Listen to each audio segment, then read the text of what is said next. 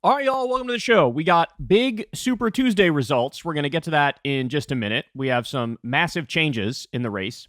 We'll also get to Kamala Harris. Looks like she might be making a move on Biden. And what I mean by that is trying to replace him just a little bitski. So wait until you hear the details of that one. Later on, we'll get to Jon Stewart torching the anti-immigrant fearmongers in the country. That's a really interesting segment. Charles Barkley shocks his co-host. Keith Olbermann has a mental breakdown on Twitter. And Trump finally makes some comments on Gaza. And guess what? It's way worse than whatever you could have imagined. All right, so there's a lot of stuff to get to. Let's go ahead and dive into it. By the way, everybody, please subscribe to the channel. It helps out massively and doesn't cost you anything. So Super Tuesday. Last night, Super Tuesday, we got our results in. And look, for the most part, it went exactly as expected. Donald Trump won many contests, although there were some he didn't, so we'll get to that. And Joe Biden won every contest, but again, there are things to read in the tea leaves, in the specifics, which don't bode well for either Biden or Trump in the general election, because they're showing some really clear signs of general election weakness. So here, let me break this all down for you. First, let's start with the Republican side. So Trump needs, all you need is 1,215 delegates to win the nomination. Trump's already at 995. Nikki Haley is at 89. Okay. Now, Nikki Haley, we'll get to this, but she just dropped out. She just came out, dropped out, but she didn't endorse Trump. Interesting. She hasn't bent the knee. Okay. So just to give you some of the specific results here, some of the contests that were very pro-Trump: Alabama plus 70. Trump plus 70. Alaska, Trump plus 76. Minnesota, not as much. Trump plus 40. You could see here, Nikki Haley polled 97,000 votes there, 28.8%. And, you go down the list here, you'll find some that are overwhelmingly pro-Trump, and you'll find some that not really. And the real comparison to make here is how much Trump finished up versus what the polls were saying he was going to finish up. Okay, that's the big story. So Nikki Haley ended up taking Vermont from Trump. Nikki Haley won Vermont by 4 points. It was 49.9% to 45.9%. So she pulled in about 36,000 votes. He pulled in about 33,000 votes. This, of course, was a little bit of a surprise to everybody. A little bit of a surprise. Now, she also won the Washington, D.C. Republican primary, which, by the way, it was like 2,000 or 3,000 people that even voted in that at all. But that was a couple days before Super Tuesday. But, you look at a place like Virginia, Trump plus 28. Massachusetts, Trump plus 23. Again, that might sound like a big number, but when you get to what the polls were showing he was up, it's actually, he's really, really underperforming. Utah, Trump plus 15. I mean, that's Trump 57, Nikki Haley 42. So, in other words, you are seeing some weakness here. Now, of course, there's, there are examples. Texas, Trump plus 60. I mean, this is Trump country, right? Oklahoma, Trump plus 66. Perhaps unsurprising, but here's the specific apples-to-apples comparison. In Virginia, for example, the 538 average was Trump plus 49. The results, at least with 87% in, you had Trump plus 28. Okay. That's a big underperformance. So this goes hand in hand with what we've seen in every other contest to this point. Every single race, the polls say one thing, Trump comes in, he does win comfortably, to be clear, but he underperforms by 7 or 8 in the first state, underperforms by 7 or 8 in the second state, underperforms by 10 in the third state. Now you have some examples of him underperforming more than that, underperforming 20 points. And so again, what that shows is for a primary election, he's still the guy for the Republican Party. There's no ifs, ands, or buts about it. That's the guy that the base wants. But outside of the base, he's going to struggle for a general election. Okay, so now, this is Vermont. Nikki Haley won Vermont. I know that's going to annoy the shit out of Trump. He wanted a sweep. So this morning, Nikki Haley comes out and she drops out. I'll play a little bit of this here for you. Just over a year ago, I launched my campaign for president. When I began, I said the campaign was grounded in my love for our country. Just last week, my mother, a first-generation immigrant, got to vote for her daughter for president. Only in America. I am filled with the gratitude for the outpouring of support we've received from all across our great country. But the time has now come to suspend my campaign. I said I wanted Americans to have their voices heard. I have done that. I have no regrets. And although I will no longer be a candidate, I will not stop using my voice for the things I believe in. She goes on to say, look, I wish Trump well. I hope he can earn the votes that he hasn't got yet. She did not bend the knee. She did not say, I'm endorsing Donald J. Trump for president. And I got to be honest with you, that surprises me a little bit because there were many signs early on that if she were to drop out, she would endorse Trump. But I guess what happened is that during the course of this campaign, maybe he crossed one too many lines. Maybe he was a little too disrespectful. And she took it personally, doesn't like it, and now is basically spitting in his eye and saying, all right, bitch, you wanted to treat me like that? I'm going to treat you like this, and I'm not going to come out and endorse you. And does that have consequences? Well, here's an NBC News exit poll in California in particular. Will you vote for the Republican nominee regardless of who it is? Trump voters, 71% say yes. 22% say no. Haley voters, only 26% of Nikki Haley voters in California say I'll vote for the Republican nominee no matter who it is. In other words, much less than half of Nikki Haley voters say, yeah, I'll vote for Trump in the general election. This goes hand in hand. Other states, we've seen the same thing. 59% of Nikki Haley voters in a poll during one of the previous contests said, I'm not going to vote for Trump if it's Trump.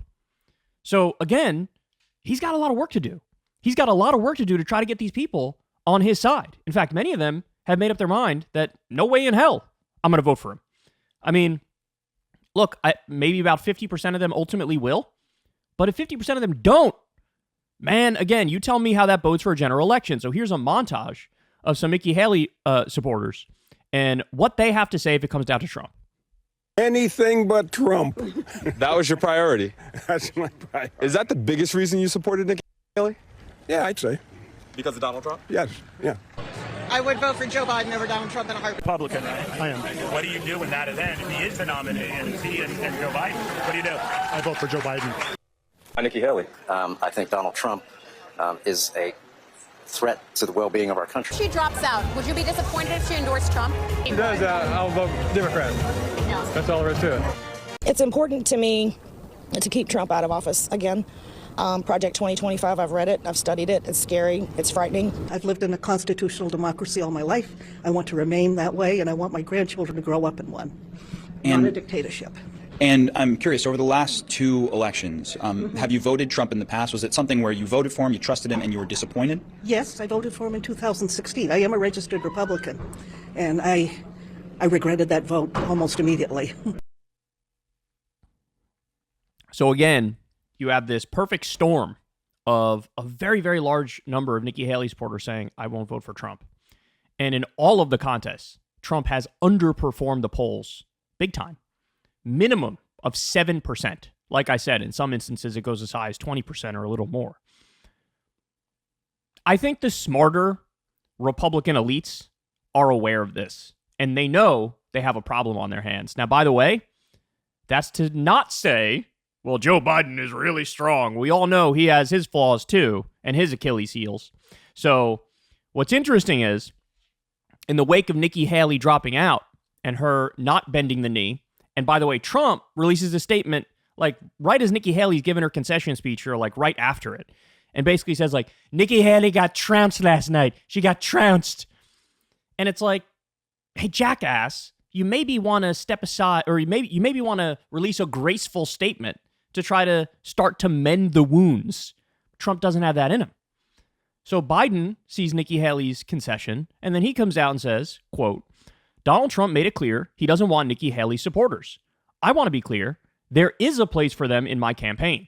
I know there is a lot we won't agree on, but on the fundamental issues of preserving American democracy, on standing up for the rule of law, on treating each other with decency and dignity and respect, on preserving NATO and standing up to America's adversaries, I hope and believe we can find common ground.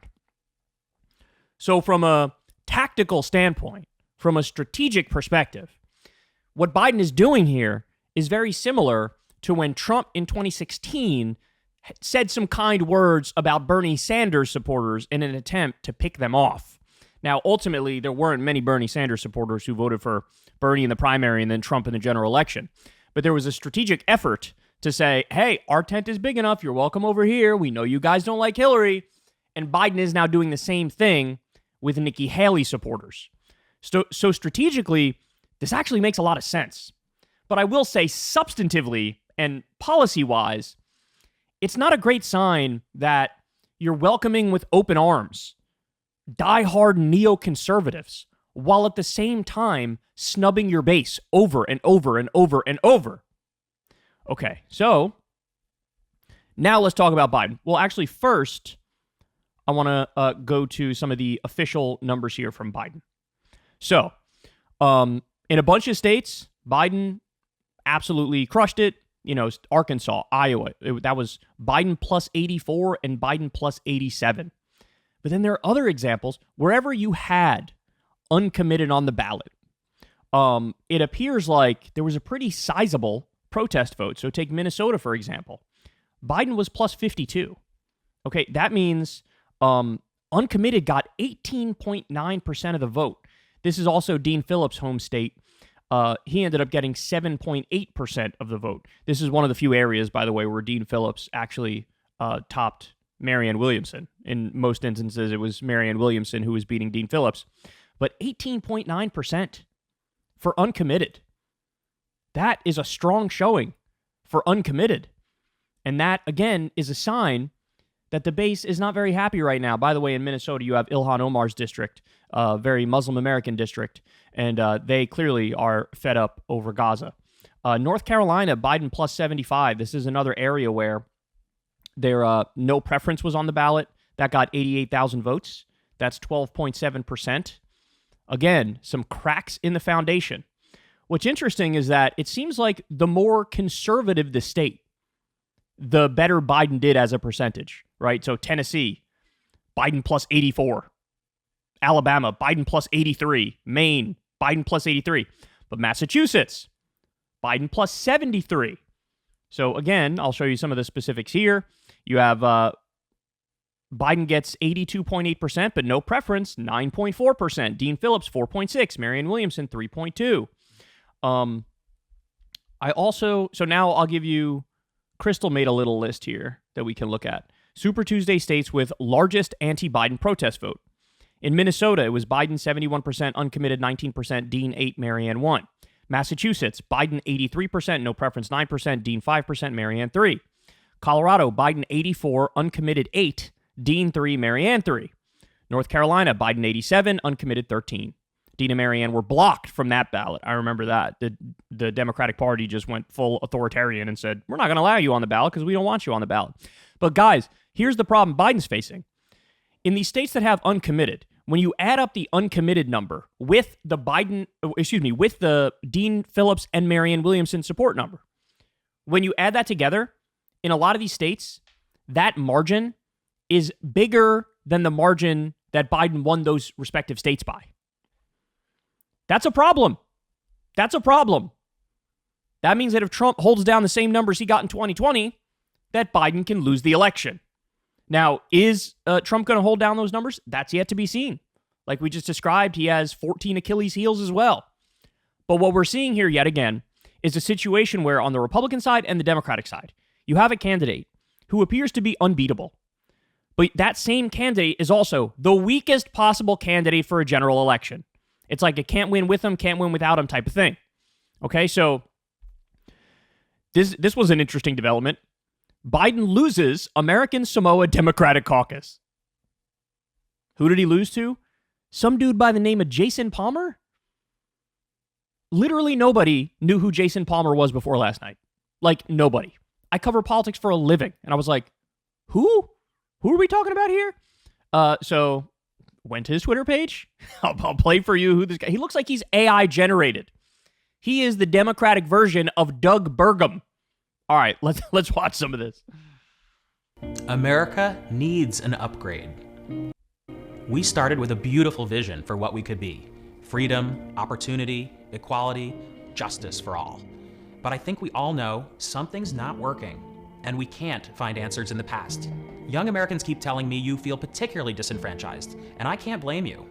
Growing up in the shadow of 9/11 and a global pandemic, believing your parents had a better chance of getting ahead than you, somebody's got to champion you as the future of this country. I'm Jason Palmer, and I'm entering the 2024 presidential race because I believe we can do better for you and future generations. We have an ambitious and innovative plan to get us there, and we need your help. Our plan is people first. It requires upgrading our nation's system to become a talent economy, powered by mission-driven entrepreneurs and conscious capitalism. Oh, there we go. So it's like, wait for it, and tech bro enlightened centrist. Like, it hits you at a conscious capitalism? Okay. This is the kind of guy this is. 100% committed to core values like kindness, respect, and inclusion. I'm running on kindness, bro. I'm pro kindness, bro. Vote for me. What are we doing here? What are we doing here? Jesus, man. Got to change the way we behave in our national politics. My decades of experience as a founder, a turnaround leader, and an impact investor has shown me the power of well-run organizations focused. Oh, okay, I've seen enough. By the way, this guy worked for the Bill and Melinda Gates Foundation. He was either involved in a hedge fund or private equity or something. But, you see the kind of guy he is. Now, how did he win American Samoa? I could tell you my theory. Now, this is all speculation, but in the 2020 Democratic primary, you know who won there? Michael Bloomberg. You know who came in second? Tulsi Gabbard. So one theory is they just vote for whoever the funniest candidate would be to win for the lols. That's one idea. My idea is there's got to be some even more lax rules and regulations over there because it's an American territory versus in the United States proper. And so maybe direct cash bribes, right? I mean, I don't even know the number of votes he needed. He needed a couple hundred votes or something like that in order to win this thing. So it's like, it's absolutely possible that somebody went over there from his campaign and started handing out checks. Hey, vote for our guy. Because nobody knows who the hell this guy is. Obviously, there's some sketchy-ass backstory as to how this guy ended up winning. But anyway, there you have it. Jason Palmer. Still don't know who you are, even though you just won the American Samoa primary. All right, so now let's get to some non-presidential news. This one hurts. So in the California race for the U.S. Senate seat, Feinstein's old seat, here are the results. Adam Schiff, number one, 34.4%. Steve Garvey, the MAGA candidate, 30.5%. Then you have Katie Porter at 17.4% and Barbara Lee at 9%. Now, the way this system works is it's called a jungle primary, which means Republicans, Democrats, Independents, they're all on the same ballot. You vote for whoever you want, and then whoever the top two vote getters are in this primary, they then go to the general election. And, what's going to end up happening in this scenario is it's Schiff versus Garvey, so the Democrat versus the Republican. And since California is overwhelmingly Democratic, Schiff is going to easily win. He's going to easily win. But why are the results as they look right here? Well, Adam Schiff had his PAC spend millions and millions and millions of dollars pumping up Steve Garvey, advertising for Steve Garvey, the MAGA Republican. Now, why did he do that? It was strategic because he wanted to make sure Garvey gets enough support to beat the other Democrats in the race so that Schiff could easily win in the general. So it was a really sleazy, dirty political move to basically manipulate the jungle primary. And it ended up working. He spent more campaign money on propping up the Republican than he did on his own campaign. So really dark gutter politics here. So undercuts the support for the lefty candidates, Katie Porter and Barbara Lee. Now it's Schiff versus Garvey, and that's a foregone conclusion. Schiff is going to win. So he got what he wanted, but he had to play dirty politics in order to do it. Now, that being said, to Katie Porter and Barbara Lee, what I would say to them is, come on, guys, you got to be smarter than that. If you know he's going to play these dirty games, and you do, and it became very obvious and apparent, you guys have to sit down, you have to have a conversation, you have to make a deal. It has to be only one of you in the race, because that's the only way the left stands a chance. So in this situation, of course, the establishment corporate Democrat is super organized and strategic, and the left candidates are chaotic and disorganized, and now we don't even have a left option for the U.S. Senate in California, and California is one of the most democratic states in the country. And we're going to get some, corporate goon in Adam Schiff? God, it's so pathetic. So there's a lot of blame to go around. I'm mad at Katie Porter and Barbara Lee for not talking to each other, making a deal, having only one of them run. But I'm also really mad that Adam Schiff is even allowed to do what he did here. Even allowed to spend a tremendous amount of money to prop up his MAGA opponent so that he could go against him in the general and guarantee himself a victory. So just terrible, terrible stuff. Now, guess what, though? Adam Schiff, when he gives his victory speech, pro-Palestine protesters were there to show him what's up. I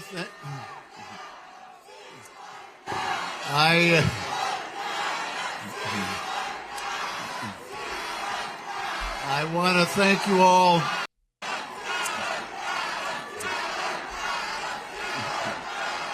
Someone came up and said to Adam Schiff, who was reading off the prompter, who was trying to stick to the prompter to wrap it up, he went and finished it up.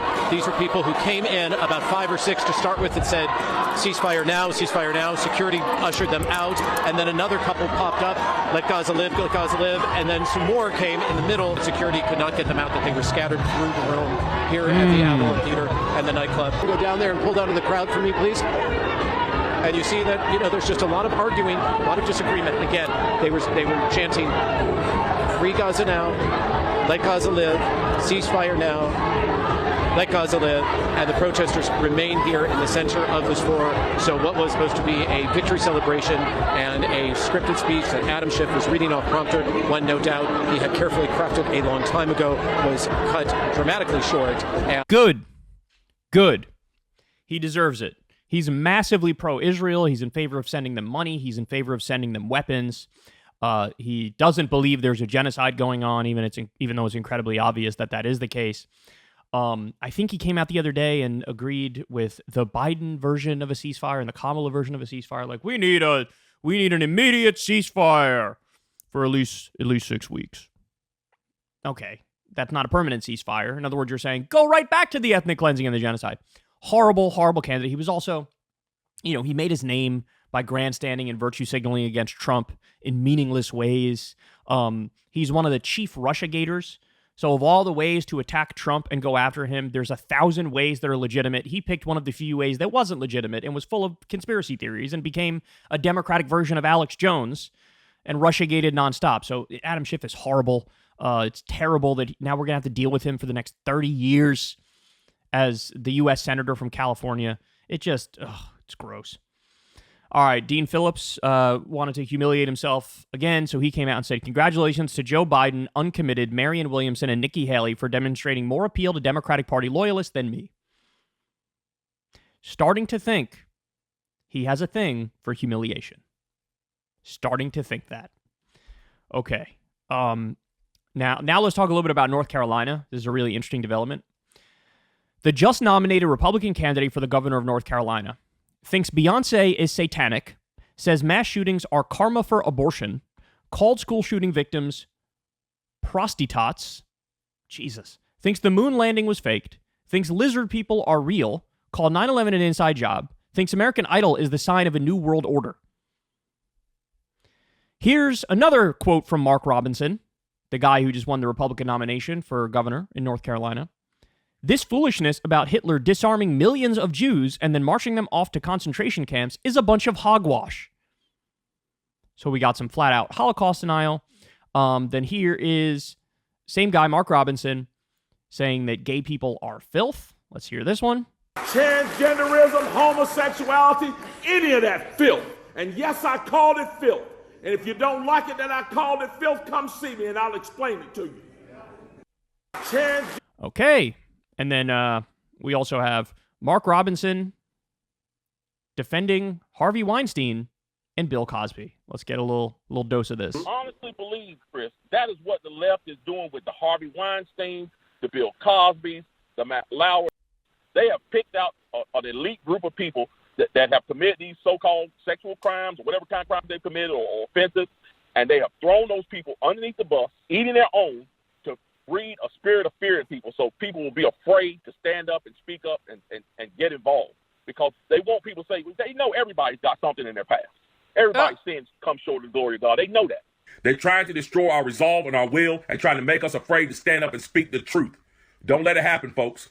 Look at this stuff for what it is.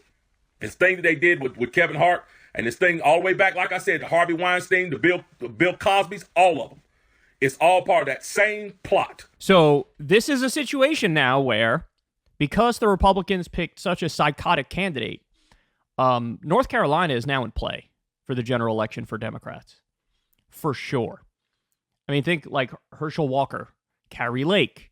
When you go with the Doug Mastriano, when you go with the insane candidates, that usually backfires in the general elections. And so we'll see what happens. But anyway, there are your Super Tuesday updates. The race is, of course, functionally over on both sides. But the main takeaway here is, even though it looks like a Trump versus Biden rematch, it is a race to the bottom. And there are huge, huge electoral liabilities that both of these guys have that make it quite a predicament in the general as to whether or not they can pull it out. And, I mean, again, the first person to replace Trump or Biden, if the Republicans manage to replace Trump, they win. If the Democrats manage to replace Biden, they win. At this point, name recognition is honestly irrelevant, because if the person is ultimately going to be running for president and have just, a year or whatever to get their name recognition up, a generic Democrat would crush Trump, a generic Republican would crush Biden. And I think all the evidence in the world is in your face pointing to that conclusion. Hey, y'all, do me a favor and like and subscribe. It helps out big time in the algorithm. Click the bell as well for notifications when videos drop, and watch that video on screen right now. You know you want to.